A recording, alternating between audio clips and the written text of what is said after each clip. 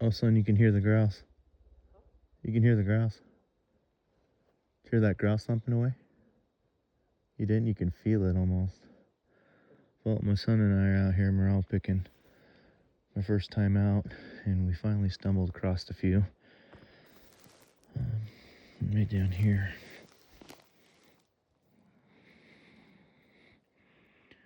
Got a couple nice ones right there.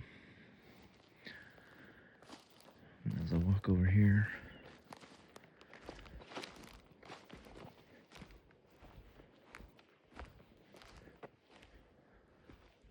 let's see. Got one right there.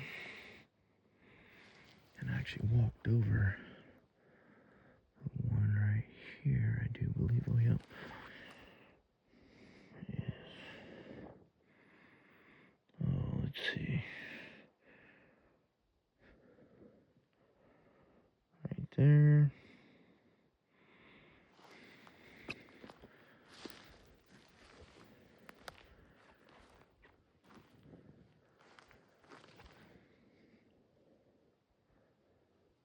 Got one right there. But anyway, we're just starting to get into them. So, guess we're gonna see what happens. Another one right there. Couple more right there.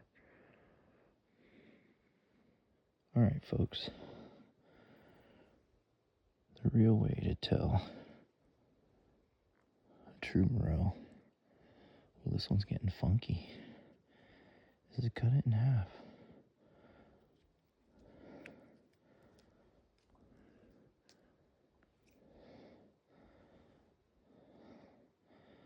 If it's hollow all the way down, it's a true morel. Where the stem is actually attached to the mushroom. That's how you know. And it's hollow all the way through. If the stem isn't hollow and attached, then it's not a true morel. It means it's a verpa.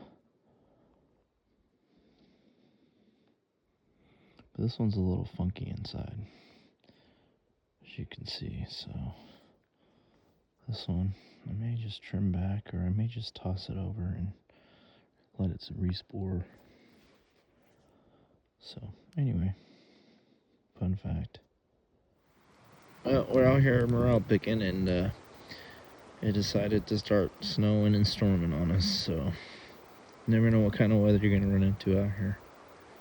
So welcome to the Pacific Northwest. Holy crap, it's storming. So morel picking is over for the rest of the day.